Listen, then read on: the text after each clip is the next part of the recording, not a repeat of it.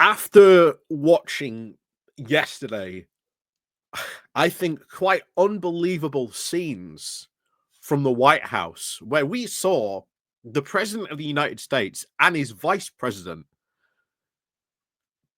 mug someone in the Oval Office for nothing more than to try and score some cheap political points, which for Trump and his crowd, they loved it. It was classic television, as he said himself. And everyone was leaving the room. Oh, this will make great television. I still think, as I said yesterday, if you go check out my live stream, we talked about this quite extensively. Like I say, there was me, there was Mikey, a couple of other people from the Bin podcast last night, and of course Politics Social on there last night. You can hear us talking about that. I've pretty much said everything I've got to say about that meeting right there and then. But quite frankly, now I think Europe has to adopt the situation of hope for the best, prepare for the worst. Because I'll tell you now, Europe, all its leaders are in absolute shock. Like absolute shock. You look at every single expert who's been asked to talk about this, you can see the shock and horror on their faces. They are in absolute horror and disbelief of what happened yesterday. I think we all are, quite frankly, as we all should be. But hope for the best, prepare for the worst.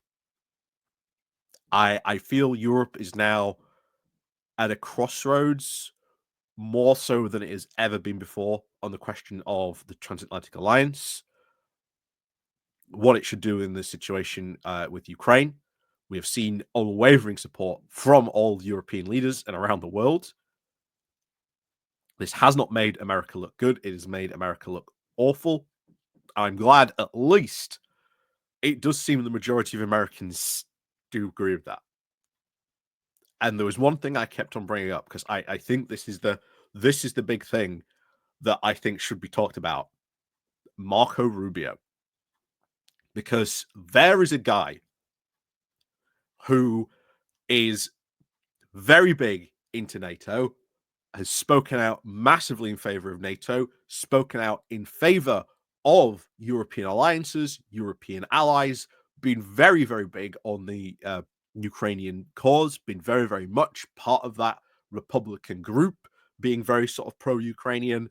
And now there he was in the Oval Office witnessing that mugging.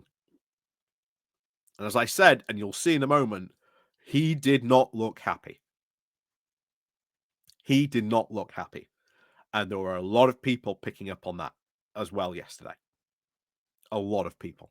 Because remember, that's your foreign secretary.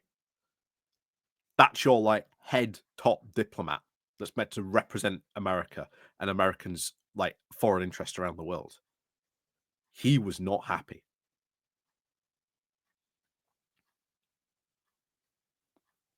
And you've now got to turn around and think, what's he going to do? So certainly keep your eye out and watch what happens tomorrow in the summit happening tomorrow, being led by Keir Starmer. Watch what happens with Marco Rubio and also watch out if any Republicans go rogue and speak out against Trump. So far, no one's done so, at least at this time, the time I'm doing this. But it'll be very interesting if all of a sudden some Republicans start going rogue. But before we do get more into this, please do remember to click on the like, share, and subscribe button. Down below, there are links to the Patreon page, the one off today's link called Buy Me Coffee, where you can, buy me coffee, the YouTube thank you button, and of course, as always, there is the Pony Club down below as well. So, as always, thank you very much to everyone who does help and support the channel, and let's crack on then into this, because, oh boy, Marco Rubio's face, if you haven't seen it, was a picture. I mean, there he is.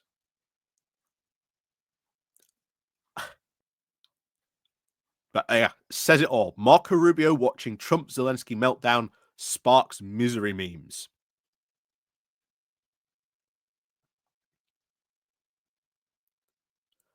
He was not happy. He was not happy at all during that whole thing, that whole encounter. But there's been a lot of people saying he needs to resign or he should resign on principle. So, like I say, let's crack on to this. Social media users roasted the Secretary of State, Marco Rubio's very sour look as he watched President Donald Trump lose it with the Ukrainian President Volodymyr Zelensky in real time on Friday. With Carlos Turnbull saying if Marco Rubio wants to save what's left of his soul and honor, he'd resign immediately, he wrote on Twitter. Another Twitter user added that of his facial expression, Marco Rubio regretting that he took the job.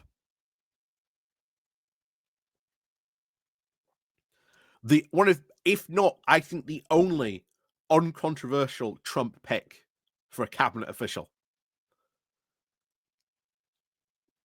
Like, he sailed through his confirmation hearing, as did everyone else. Well, compared to everyone else, shall we say?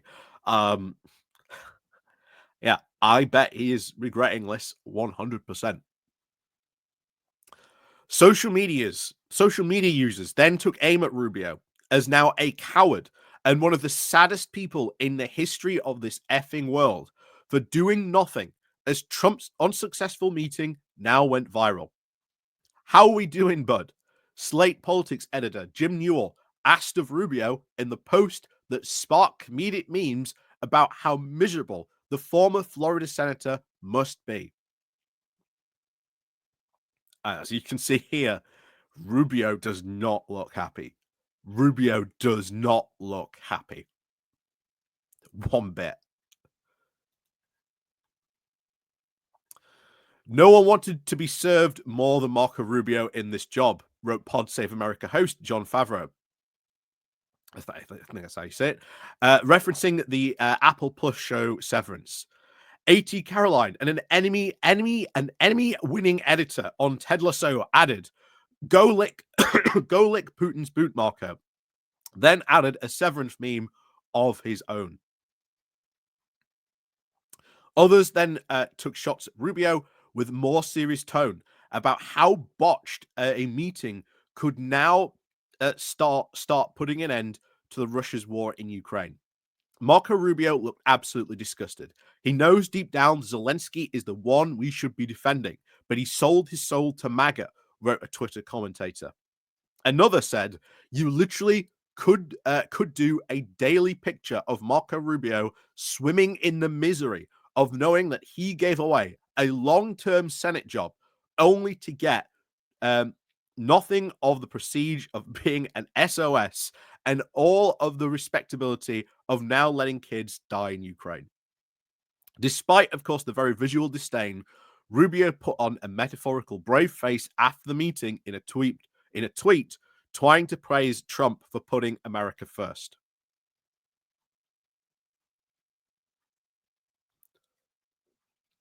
And you can see it. Thank you, POTUS, for standing up America in a way that no president has ever had the courage to do before. Thank you for putting America first. America is with you. What does that say now about Marco Rubio? The fact that this is a guy who has continuously stood up for values meant to espouse. I think he's going to stay there. Unless he changes. And honestly, that change has to come in probably, I think, the next 24 hours. If he stays there, he's done. Like, that will go down in history as like one of his worst moments ever. There's no coming back from that. Because a lot of Republicans who are on his side ain't looking at him too favorably. Ain't looking at him too favorably at all. Like I say, he took this incredibly safe Senate seat that he had to take this job.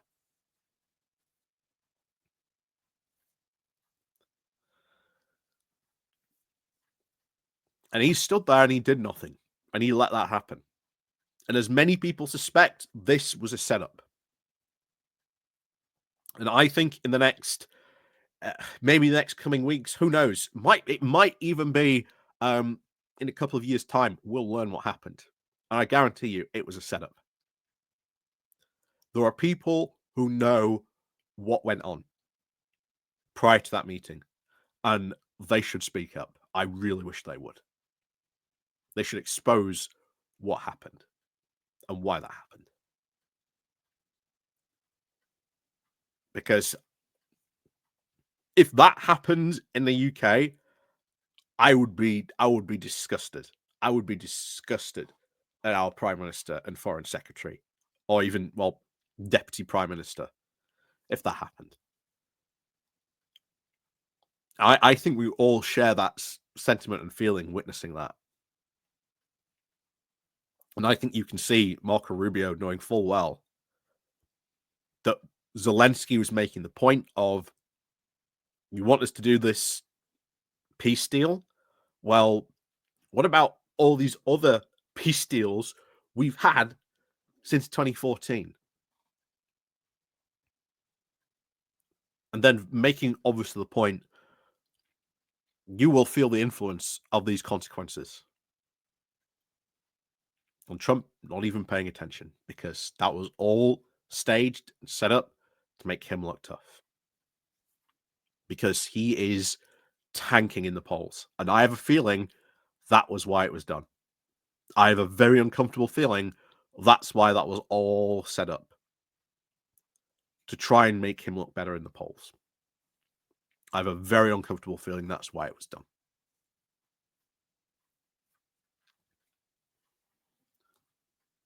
And quite frankly, now Europe has to get its act together.